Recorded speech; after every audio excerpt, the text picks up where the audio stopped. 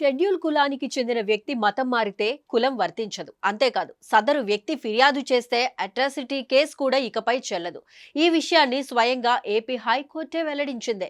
ప్రస్తుతం రెండు తెలుగు రాష్ట్రాల్లో హైకోర్టు చేసిన కామెంట్స్ పై చర్చ జరుగుతోంది. షెడ్యూల్ కులానికి చెందిన వ్యక్తులు ఎవరైతే మతం మారుతారో అటువంటి వారికి కులంతో పాటు అట్రాసిటీ కేసు కూడా చెల్లదంటూ ధర్మాసనం సంచలన వ్యాఖ్యలు చేసింది.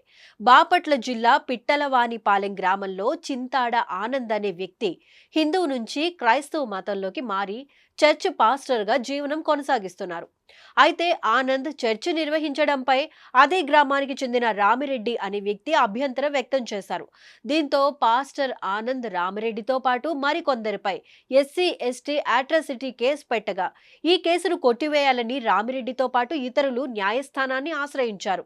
ఇరువురి వాదనలు విన్న హైకోర్టు మతం మారిన తరువాత కులం వర్తించదని స్పష్టం చేసింది. ఈ క్రమంలోనే మతం మారిన వ్యక్తి ఎస్సీ హిందువు కాలేడని చెప్పింది.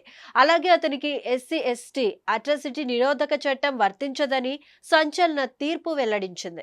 అయితే షెడ్యూల్ కులాల రాజ్యాంగం ఆదేశం ప్రకారం 1950లోని 3వ నిబంధన ప్రకారం హిందువు కాని ఏ వ్యక్తి అయినా షెడ్యూల్ కులస్తుడు కాలేరని, పుట్టుకతో హిందువు అయినప్పటికీ మతం మారడం వలన ఆనంద్ షెడ్యూల్ కులానికి చెందడని పిటిషనర్ల తరపు న్యాయవాది వాదనలు వినిపించారు.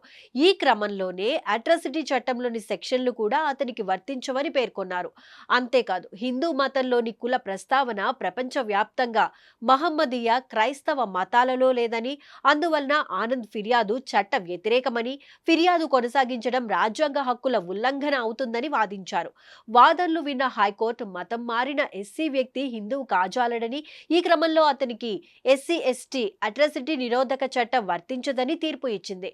ప్రస్తుతం ఈ విషయం సంచలనంగా మారింది.